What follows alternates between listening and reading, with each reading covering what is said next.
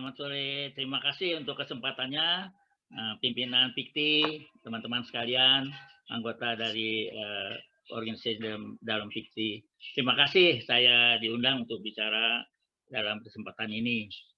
Sebetulnya tidak ada lagi yang perlu saya sampaikan mengenai eye disorders ini, karena tadi Pak Eka sudah memberikan dengan baik sekali mulai anatomi, fisiologi, secara dasar, dan saya tidak paham ini pesertanya dari lingkungan mana, supaya tidak keliru ya itu.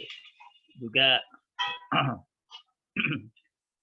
tadi oleh pembicara pertama sudah disampaikan secara detail hal-hal mengenai penanganan. Saya lebih banyak akan bicara dari sudut oftalmologi, ya, di mana kita mempunyai organisasi yang kuat. Para dokter mata itu punya organisasi, mulai dari kalau di Indonesia dari daerah, provinsi, kemudian pusat. Di samping itu mempunyai jajaran rumah sakit.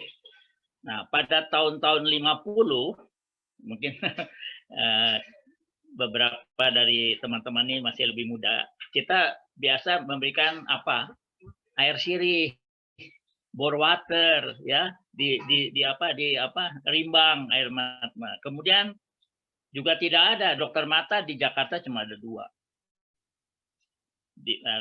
Seluruhnya barangkali sekitar 10 lah dokter mata itu. Dan makanya kita melaksanakan penanganan masalah mata itu melalui Balai Pengobatan Mata. Nah, sekarang waktu itu banyakkan infeksi, buta, trakoma. Sekarang tidak ketemu lagi trakoma, ya. Dan Indonesia maju karena trakoma itu menyebabkan kebutaan, korneanya jadi rusak. Tetapi ada dokter Sibuliang, dia membuat teknik sehingga terbuka, tidak lagi menggerus. Kemudian malnutrisi, kita waktu itu entah bagaimana masalah makanan ya, sehingga kekurangan vitamin A. Nah, kita sering dengar dulu buta senja, sekarang tidak ada lagi. Sekarang di setiap posyandu, ya, di bawah puskesmas itu diberikan vitamin A secara teratur kepada balita. Dan itu gratis. Itulah pelayanan di Republik Indonesia ini. Sudah sangat maju, mungkin termaju di seluruh dunia dalam hal pelayanan primer. Nah, sekarang sudah tambah lagi di bidang kedokteran ini, di mana ada unsur-unsur dari kemajuan di bidang imunologi, genetika, ditambah peralatan.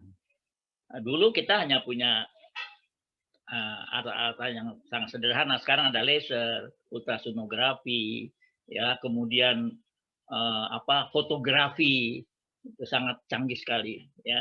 Sehingga saya akan sampaikan bagaimana organisasinya. Dan setiap periodik para dokter mata itu kumpul, mulai di daerah, lalu di Indonesia, kemudian regional, bisa juga antar negara, lalu dunia. Sehingga kita saling sharing bagaimana kemajuan-kemajuan yang diperoleh. Jadi tadi dokter Eka telah menjelaskan ya anatomi PA, masalah penyakit mata. Nah, organ mata adalah bagian tubuh yang mengandung semua asal muasal sel tubuh. Nah, ini saya cerita namanya embriologi.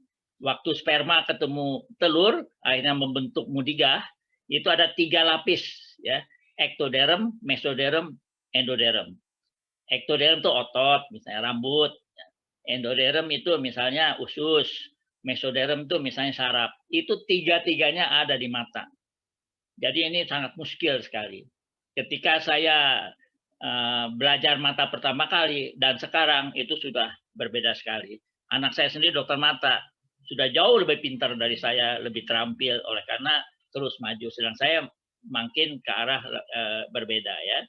Kemudian saat dalam pertumbuhan mata tuh tadinya 1 di sini, kemudian jadi 2. Itu tidak banyak yang orang tahu bahwa mata itu asalnya 1 lalu menjadi 2. Jadi bisa saja terjadi 1 orang matanya 1, namanya siklop. Nah, itu ada di museum-museum anatomi ya. Jadi bayi yang lahir belum sampai umur, matanya masih satu. Jadi komentar dulu nih. Eye disorder berarti kelainan fungsi mata. Fungsi mata itu salah satu dari panca indera yaitu penglihatan. Nah, kebanyakan orang ribut jantung, liver, jarang soal mata. Ketika matanya nggak lihat, baru ribut datang ke dokter mata. Ketika matanya merah, sakit, baru lari. Padahal itu ada proses sebelumnya. Nah, kemudian dalam ilmu penyakit mata, penglihatan tuh masuk dalam subbagian refraksi. Ini ada lagi ininya, bagi lagi. Termasuk dalam namanya optometri. Bapak Ibu sekalian, saudara akan lihat namanya optik. Nah, di optik itu ada seorang yang bisa mengukur ketepatan penglihatan dengan lensa-lensa, coba dan dengan komputer, itu namanya optometris. Di kita refraksionis, itu sampai S3. Nah, lalu ada lagi penyakit organ mata, bukan fungsi, organnya, ya. Lanjut.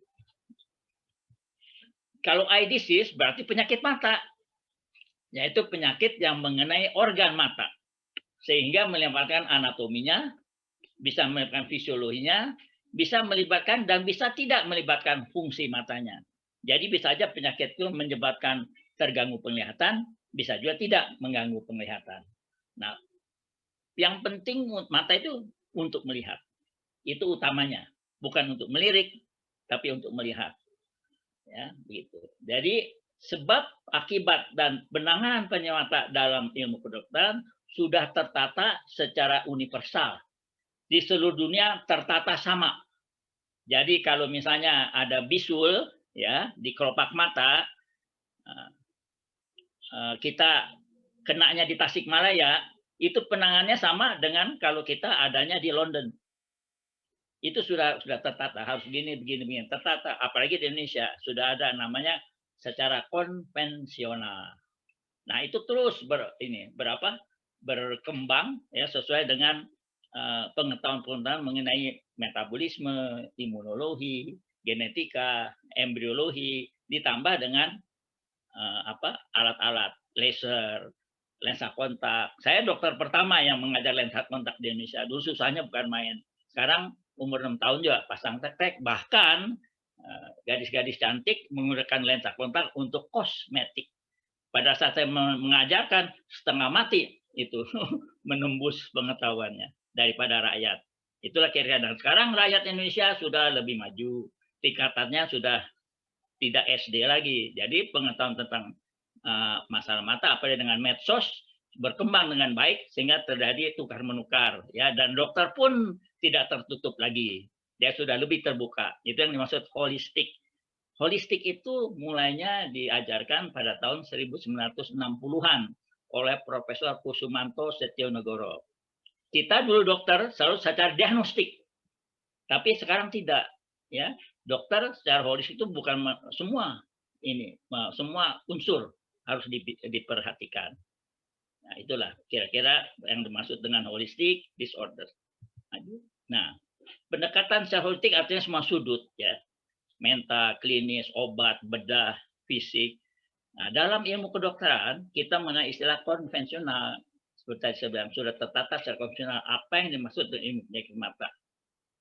Itu kira-kira nah, ilmu penyakit mata ini menurut pendapat kami ya, itu masih misteri. Masih jauh sekali. Kami dokter mata pun masih terus mencari. Kenapa ini? Tadi dikatakan lazy eye. Tidak ada lazy eye. Itu tidak ada istilah lazy eye. Dokternya yang lazy. Menurut saya tidak ada. Lazy eye itu dua mata. Yang satu -8, yang satu -1. Ini yang -8 tidak bisa sama nanti bayangannya di otak. Sehingga dia ditutup oleh otaknya sendiri supaya bisa lihat enak. Kalau tidak nanti bayangan terus begini. Nah, itu tidak enak. Oleh karena supaya fokus, satunya disupresi. Nah, itulah yang disebut namanya lazy eye. Padahal dokternya yang lazy. Berdasarkan penelitian saya pribadi 20 tahun, itu bisa diatasi. Oleh karena kita punya televisi, punya alat, anak-anak sekolahnya sudah pinter, dan kita punya sistem yang namanya dokter kecil ya di SD. Itu saya tangani dengan baik. Dan saya punya contoh-contoh di mana akhirnya pasien ini dapat sampai umur 18, minus 18, dan minus 1. Yang 18 tetap bisa melihat 100%. Tapi kalau dikasih kacamata 18 dan 1, ya dia akan pusing dan tidak benar. Tapi lalu bisa diatasi dengan lensa kontak, dengan laser, diasah korneanya, itulah teknologi. Jadi sekarang saya ceritakan, ilmu penyakit mata itu dipelajari melalui Fakultas Kedokteran Umum dulu. Dokter umum harus mengikuti basic dokter penyakit mata. Selanjutnya ada pendidikan profesi dokter spesialis mata. Dan tidak semua fakultas kedokteran atau universitas kedokteran di Indonesia bisa mendidik spesialis mata karena mempunyai persyaratan tertentu. Dulu hanya Jakarta, Gajah Mada, Erlangga, lengkap. Sekarang sudah lebih bagus karena dokter matanya tambah banyak. Ya.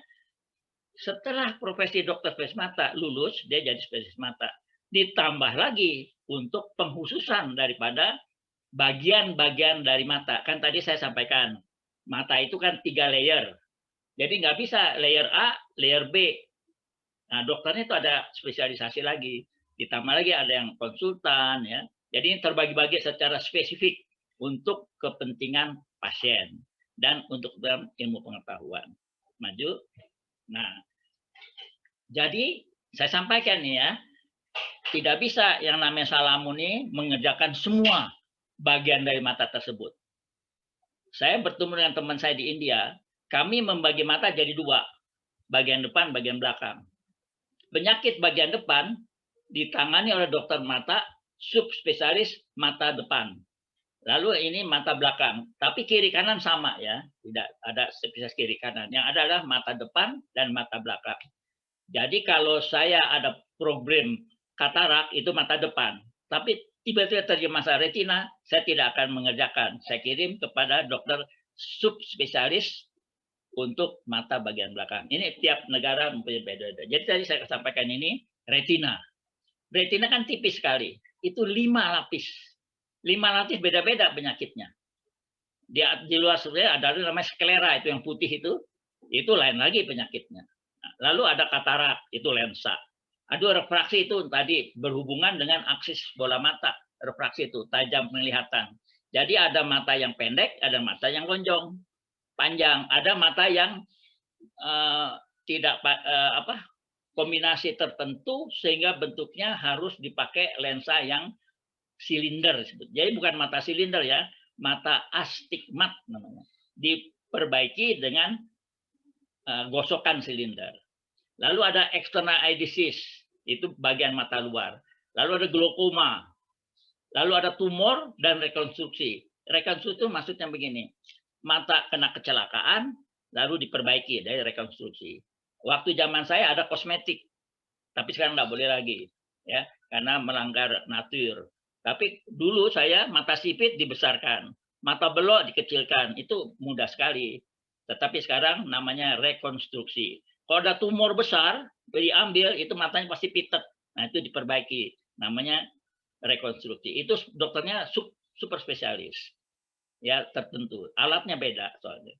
Lalu ada lagi oftalmologi komunitas. Nah, ini sekarang Indonesia ada 250 juta. Berapa yang buta? Kebutaan adalah bencana nasional. Itu udah ketentuan. Nah, tidak di pendengaran, tidak pengecapan, tapi khusus buta itu masuk bencana nasional. Setiap tahun, ya, kalau saya tidak keliru benar, ada tersisa 3,5 juta buta karena katarak. Kita tidak mampu mengejar menghabiskan 3,5 juta itu. Berapapun Salamun operasi sehari 10, tidak bisa mengejar sisa orang yang makin tua dan makin katarak. Ya, ini teman-teman fiktif, makin tua cepat jadi katarak, umumnya pada lansia.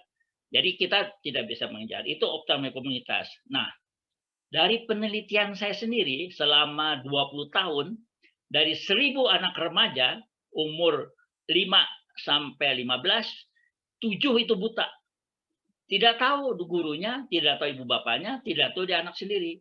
Karena apa? Kita lihat dengan 2 mata. Yang lihat ini, dia nggak ngerti bahwa ini sebetulnya tidak melihat.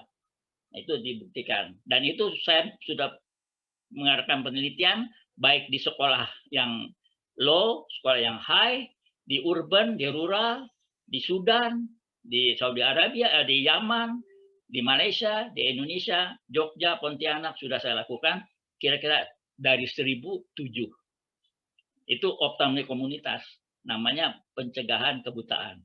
Itu yang harus diutamakan. Kalau Pikti mau, saya punya set ininya, set apanya, penelitiannya. Ya, mudah sekali. Kita periksa dengan alat yang sangat sederhana, hanya 15.000 alatnya, sudah bisa menentukan di satu sekolah berapa anak yang perlu kacamata, berapa anak yang buta.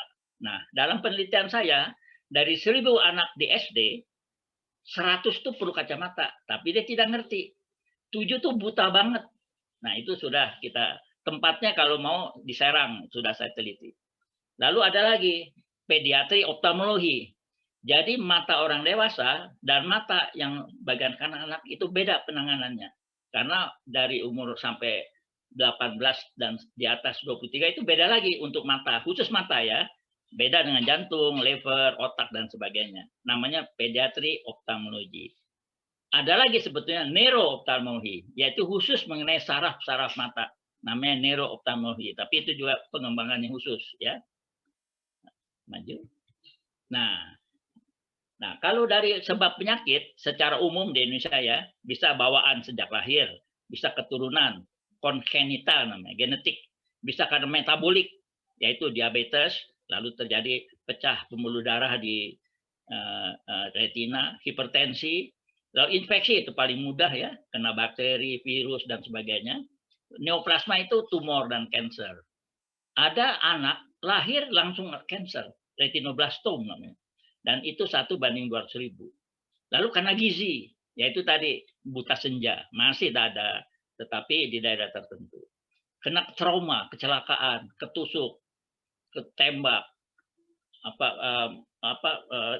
demonstrasi, ditimpuk, lalu meledak di depan mata. Nah, itu trauma. Kebetulan saya subspesialis trauma juga karena ABRI. Nah, tapi bisa juga dibagi dua, penyakit menular dan penyakit tidak menular. Itu dari WHO. Itu secara mudah. Tapi kita membagi ini sampai 9 juga bisa.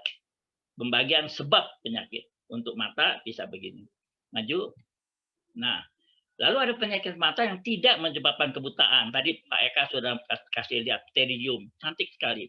Sampai sekarang pun kita tidak tahu kenapa Pak Eka enggak kena pteridium, kenapa Salamon kena pteridium. Tapi yang penting kita bisa membersihkan. Kita nggak masalah kucingnya, yang penting dia bisa nangkep tikus. Misalnya gitu, pteridium itu mudah sekali. Tapi kalau tidak dibereskan, dia akan menjalar ke tengah kornea, akhirnya jadi buta.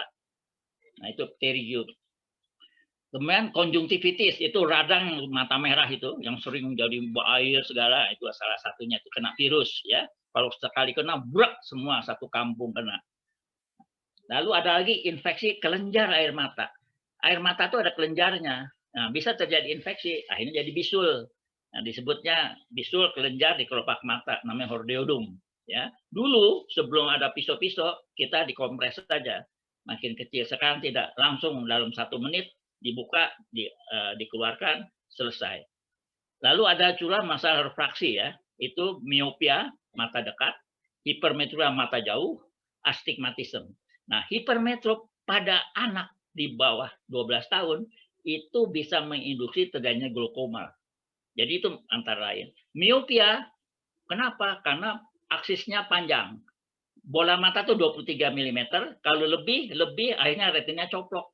Itu namanya retinal detachment atau ablasio retinae. Ya, itu makanya ablasio itu di mana lapisan retina tercoplok banyak terjadi umumnya pada miop yang tinggi. Jadi orang yang miopnya di atas 6, hati-hati. Karena makin teregang itunya, lapisan 5 retina itu. Nah, dulu kalau ablasio retina udah setengah mati lah dokternya. Sekarang tidak masalah ibaratnya. Ya, orangnya dikasih gas, lalu suruh telungkup. Nah, itu gasnya akan menekan retina. Nah, macam-macam lah terjadi. Ya, dan ada obat-obatan juga kalau misalnya terjadi disfungsi daripada retina. Sehingga yang tadi nggak lihat jadi lihat. Nah, itu tadi presbiopalian lagi. Presbio itu sebenarnya bukan penyakit. Ya, Pak Eka, Salamun, Pak itu moderator, itu kalau umur di atas 40 jangan sombong. Kenapa? Kenapa kita bisa lihat? Saya lihat Pak Eka dari 5 meter, saya bisa lihat Eka dari 70 meter. Karena apa? Karena lensanya berakomodasi. Ya, cembung, tip cembung gitu. Dan itu ada gantungannya ya, siliar namanya. Nah, ini sudah kaku. Lensanya sudah keras sehingga blek aja, diem dia. Tidak bisa berakomodasi. Oleh karena itu, jaraknya cuma sampai 40 cm, yaitu sepanjang tangan ini. Makanya kita +1, +2, +3 pol, tidak bisa lebih lagi. Umur 40 biasanya. Itulah makanya kalau orang 40 biasa bacanya lebih jauh lagi, lebih jauh lagi. Nah, itu dengan kacamata dengan lensa +1, 2, 3 dia bisa baca lagi. Lalu ada lagi penyakit mata yang menyebabkan kebutaan. Bisa kebutaan sementara, yaitu katarak. Nah, zaman tahun 1970 itu kalau kita operasi mata katarak itu bisa keluar saja lensanya, sudah pesta kita. Tapi sekarang dalam tempo 7 menit lensa yang katarak itu sudah saya bersihkan, pasang lensa baru, dan orangnya sudah bisa langsung jalan. Itu kemajuan teknologi dan keterampilan dokternya. Dan kemajuan diagnostiknya yang hebat. Nah, itu sudah. Jadi waktu zaman saya dokter umum tidak ada lensa dimasukkan ke dalam mata. Tetapi tahun 84 saya sendiri berangkat ke Amerika mencari lensa yang bisa dimasukkan ke dalam mata karena waktu itu belum ada importir yang bisa membawa lensa yang diinsert ke dalam mata. Itu saya pribadi sampai ke sana. Itu memang tugas saya di dalam organisasi. Sekarang langsung set. Nah, tidur dengan alat, buka, disedot itu lensanya, pasang lagi, selesai. Dengan Mandarin, dengan sebagainya, sangat canggih. Ya, dan bersih, tidak ada bekas-bekas. Kalau salah, ya dokternya yang mesti tidak terampil. Karena pasiennya itu waktu dioperasi harus memang kesik apa ya, memenuhi syarat untuk operasi itu. Itulah kira-kira panjangannya. Nah, Bapak Ibu sekalian, saya bersama 7 orang di Jakarta lah yang pertama kali melakukan percobaan operasi katarak di mobil, operasi katarak di sekolah. Terdiri ya saya sebut ya almarhumnya Dr. Joko Sawono, Dr. Istiantoro, 2 sudah almarhum, lalu Dr. Darwan Purba, Dr. Bondan Haryono, dan saya. Itu kita datang ke rumah, operasi di situ dengan mikroskop. Ternyata aman, tidak infeksi. Itulah saya sampaikan dalam sejarah, itu perlu dicatat. Karena tidak berani dokter mata itu operasi katarak sembarangan. Tapi Pak Harto melalui Super Semar, melalui Dokter Syakon menyampaikan bahwa ada dari yayasannya Pak Harto bisa menjadikan mobil yang bisa keliling kemana-mana dengan alat canggih. Nah, Perhimpunan Dokter Ahli Mata Jakarta yang pertama. Setelah berhasil, itu bisa keliling Indonesia. Dan masing-masing dari Angkatan Darat, Laut, Udara, Polisi mengadakan gerakan sendiri. Itulah kira-kira saya sampaikan mengenai tadi namanya ophthalmologi komunitas. Ya, dan kami tidak dibayar untuk itu. Gratis, ya, tidak dibayar. Dan ada lagi cangkok mata juga tidak dibayar, itu untuk kemanusiaan. Lalu ada lagi kekeruan Vitrus. Ini bola mata. Kalau Bapak Ibu sekalian ambil mata ayam, itu ada isinya. Kita juga sama, gel. Itu entah bagaimana bisa menjadi keruh. Dulu setengah mati kita, sekarang tidak. Tidur, disedot, diisi, selesai, bersih. Itu kemajuan teknologi ya. Jadi demikianlah antara lain 2 itu kemudian sementara yang secara mudah, yang dulunya tidak dan sulit, sekarang mudah sekali. Nah, yang kita bahaya itu namanya kebutaan tetap. Ya. Prof, 5 menit lagi, Prof. Yang satu, kekeruan kornea, ya. 5 menit lagi, Prof. Diatasi dengan cangkok kornea. Kedua, endoftalmitis, yaitu infeksi di dalam bola mata. Lalu optiknya itu terjadi radang. Yang ketiga, retinitis pigmentosa, di mana lapisan retina itu penuh dengan pigmen. Itu minta ampun deh. Saya sampai sekolah ke Rusia masih belum dapat, ke Cina belum dapat. Retinoblastoma itu adalah kanker pada mata anak. Itu ya tidak sulit sampai sekarang. Lalu retina yang coplok tadi. Nah, glaukoma sekarang udah maju sekali. Glaukoma itu adalah yang disebut pencuri penglihatan. Geremet dia. Tapi sekarang sudah ada udah ada masalah obat, ada alat-alat yang bisa membuat stabil tekanan bola mata. Nah, retinopati bisa dengan laser. Lalu strabismus diatasi dengan itu kan tidak sama, maksudnya kiri kanan sama, ini satu kiri satu kanan itu dengan operasi otot luar mata. Nah, sekarang tadi sudah sampaikan tajam penglihatan. Tahukah kita kapan sih seseorang tuh matanya 100% penglihatannya? Bayi lahir itu tidak melihat. Tidak melihat. Dia akan berkembang terus sehingga dengan tadi ya secara 3 layers itu penglihatan normal 100% itu umur 5 sampai 6 tahun. Kemudian berkembang terus sampai umur 23 stop. Makanya antara 23 40 jarang orang pasien dokter mata. Umur 40 baru datang lagi. Jadi ingat ya, selesai perkembangan refraksi pada umur 23.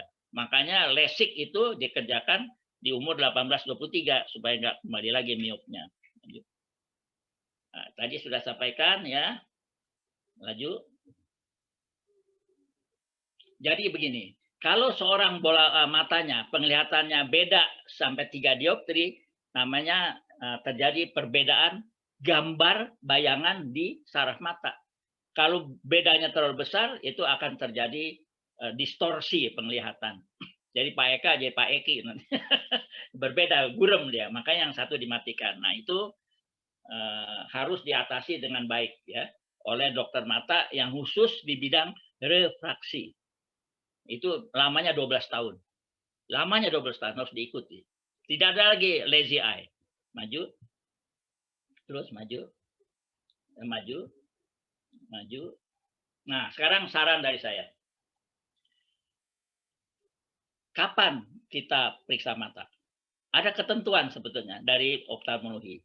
Tiap 6 bulan dan tiap setahun. Itu lebih baik demikian dilaksanakan. Apalagi sekarang kita ada BPJS ya, diatasi dan mudah. Di mana-mana sekarang ada pusat pelayanan mata yang sudah canggih ya. Saya sendiri ikut mendirikan ya. Ada 9 dokter mata bersatu membuat klinik mata yang canggih. Nah, jadi setiap masalah sampai buta itu ada namanya golden period. Jangan sampai terjadi masa tenggang waktu itu diabaikan. Sama dengan kita stroke sampai dia jadi lumpuh atau mati kan ada jamnya. Ya, namanya golden. Oleh karena itu bila ada masalah mata hanya 2. Penglihatan berubah tiba-tiba, mata menjadi merah dan sakit, langsung jangan tetes ya. Pergi ke rumah sakit yang memiliki dokter jaga khusus mata. Nah, saya menyediakan seperti biasa ya, di usia begini, boleh diganggu setiap waktu 24 jam. Ini nomor telepon saya, dan terima kasih saya sudah diberi kesempatan memberikan penjelasan secara umum lah. Ini juga holistik, tapi dalam rangka prevensi. Terima kasih, selamat sore. Semoga PIKTI tetap jaya menangani kemanusiaan. Selamat sore.